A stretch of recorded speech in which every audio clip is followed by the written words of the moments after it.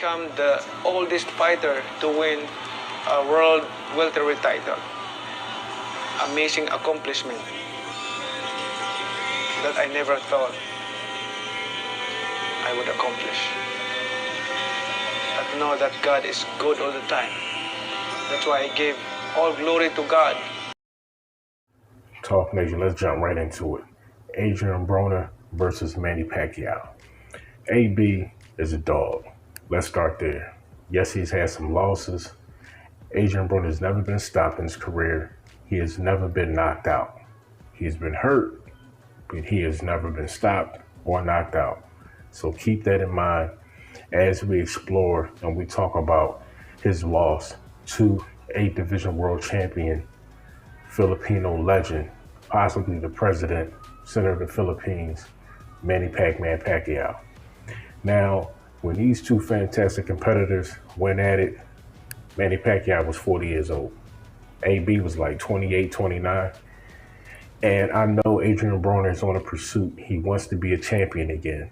But to be honest, if he was going to be champion, in my opinion, let's just say in recent years, it would have been when he fought Manny Pacquiao. Manny Pacquiao was 40 years old when he fought AB. AB was a younger guy. AB is, to some people's disbelief, he may have been quicker than Manny Pacquiao. But Manny Pacquiao, he pretty much dominated that fight. Now, if you want to be gracious, I mean, you could say Manny had to fight 8-4 or 9-3. In my opinion, it was more of the 9-3 round. Which brings us to, like, Adrien BRONER, we all know he don't throw enough punches. And when styles make fights, when you put Adrien BRONER in the ring with a fighter like Manny Pacquiao, somebody who's busy not only in the footwork department, but also with his hands, recipe for destruction for Adrien BRONER. And this is why. Because he don't throw enough punches. This is just what it is. So therefore, if you are Adrien BRONER and you are facing a fighter like Manny Pacquiao, you cannot go into this fight and not throw punches. You just can't do it. Manny Pacquiao had a few good shots in this fight. Namely, let's just start it off in the 7th round. He was very busy in that round, very busy. He caught AB with the left hand that damn near knocked Adrien BRONER on his ass. But he was in tremendous condition, excellent shape. He caught himself on the ropes. He was able to bounce back. If AB was not in great shape, which also to his benefit and credit, he always comes into the fight in great shape. You have to give Adrien BRONER props and credit for always coming into the fight in great shape. You have to. Now, AB also has a chin. As I said, never been stopped, never been knocked out. So if a fighter has never been stopped or knocked out, you will look at it in a couple of different ways. Either they're defensively sound, they just don't get hit, or they got a chin. Let's rewind that. Maidana. And in my opinion, it changed his life. That fight had repercussions mentally, physically on Adrien BRONER and his career and his life. And ever since that fight, he's been tremendously gun shy. He ain't want to throw no shots. When you fight competitors like that, I mean, I'm not going to say the win is guaranteed, but if you are the more busy, the more active fighter, chances are you're going to win that fight. When he fought Mikey Garcia, also trained by Robert Garcia. Shout out to RGBA. Shout out to Robert Garcia. Right now, he's training heavyweight champion of the world, former champion, Anthony Joshua, for his comeback and rematch against Alexander Usyk. Salute to Usyk. So when you face a fighter like Mikey Garcia, who's trained by his brother Robert Garcia, that aggressive Mexican style, which Adrien BRONER has a problem with, it's a couple of things you got to do. Number one, you have to be active on the jab. Number two, you have to sit on your shots and you have to go to the body. You got to kind of take some of the steam out of the cell, make your opponent apprehensive about being aggressive and coming in and putting the pressure on you. You have to. You have to do that. And that's the problem with Adrien BRONER. He does not do that, but he just don't throw enough shots to do that. And AB has a problem and a habit of throwing kind of like pity pat shots. Like he throws a shot to like let an opponent know that he's there, but he doesn't sit on his punches to back somebody up off of him. When he fought Manny Pacquiao, I think AB only went to the body like 3 or 4 times. Crazy. He was not going to the body.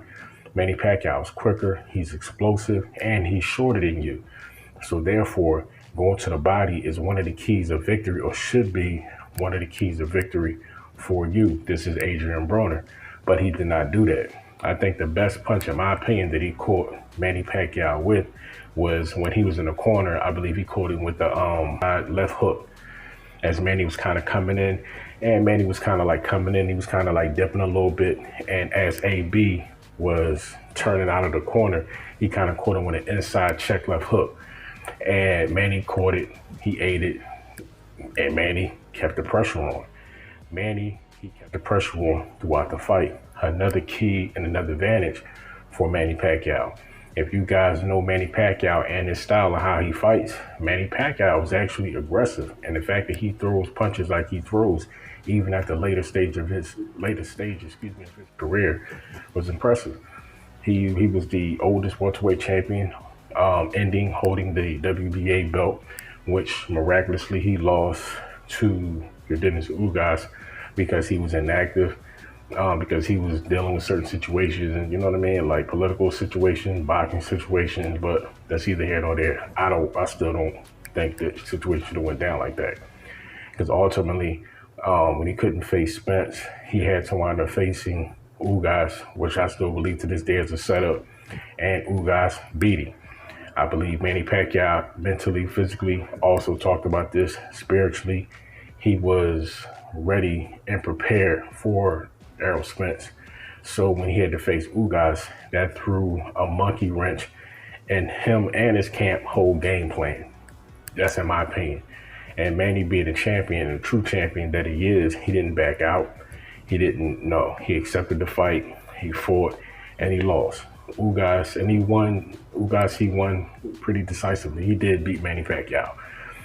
Manny Pacquiao did put on a good fight, but Ugas, to his credit, have to salute him and give him his props. He did beat Manny Pacquiao. The things that I'm talking about that Adrien BRONER should have did is the things that Ugas did in that fight. Going to the body, utilizing the jab, having an effective straight right hand. And one of the things also that I'm going to point out that Ugas did that was very good and very smart, he compacted his style. Although he was the bigger fighter, he knew how to pretty much fight like he was the smaller guy and kind of, you know what I mean, like lock in and fight on Manny Pacquiao's level, and he beat him at his own game. Ugas is good at that. He did the same thing when he fought Sean Porter, which is why they put Ugas sitting there, in my opinion, for the setup. But at the same time, like I said, man, Adrien BRONER, as quick as he is, kind of using that Philly shell a little bit, something like Mayweather, but definitely not as good as Mayweather. He doesn't throw his right hand enough. He pops his jab, but he doesn't throw an effective jab, and he doesn't sit on his jab when he's throwing his shots. He kind of does it to kind of like get a little bit of space to back his opponent up, but not hurt them, which is to his detriment. And also, speaking of jabs, Manny Pacquiao, he had the better jab in that fight. Clearly, Manny Pacquiao was a smaller guy, the shorter guy, the more busy fighter, and he had the better jab in that fight. Clearly, he had the better jab. Now, also had to point out one thing when I saw the fight and went back and looked at the fight again. Kevin Cunningham kind of messed up AB because he was lying to him. He was going back to the corner when he was receiving his instructions, and Kevin Cunningham did give good instructions. That's not where he messed up. Where he messed up was when he was lying to AB. He was basically letting AB believe that he was winning more than he was. Kevin Cunningham should have been letting Adrien BRONER know that he was behind. You losing this fight. This dude is outboxing you. Yes, he is 40 years old, but this dude is the current champion. This guy is Manny Pacquiao. This guy is beating you. You need to get in there and you need to do what we talked about in the gym, period. If not, you're going to lose this fight. That's why after the fight, you heard Adrien BRONER making comments like, look, I beat him. Smart boxing. I beat that boy. Nope. Sorry. No, you didn't. Now, like I said, body shots. You wasn't throwing the jab effectively. You weren't using your right hand, which is also your power shot. If you don't use your dominant power shot in the fight, especially against a smaller guy, that's also a red flag. And the fact that he wasn't going to the body, coming back to that, that's also a red flag. Like Manny Pacquiao, even though he's 40 years of age, he's still fast. He's still explosive. He's still a very good mover. Still a very good mover. So you have to go to the body. Now, like I said, man, it's kind of sad when you have a fighter like Adrien BRONER and he has all that built up talent and he can't execute. He doesn't exhibit the skills that we know that he has inside of him. But when he faces Omar Figueroa, we all are going to see if Adrien BRONER, does he have anything left? Can he possibly be a champion again? Will he be a champion again? This fight will show the world, and I believe Adrien BRONER, if he should hang it up or he should continue to pursue his dream to become a champion again. Talk Nation, put your thoughts in the comments. Don't forget to like, comment, and subscribe. You already know how I play. Share the truth. Talk Nation, stand up is your boy. Holla.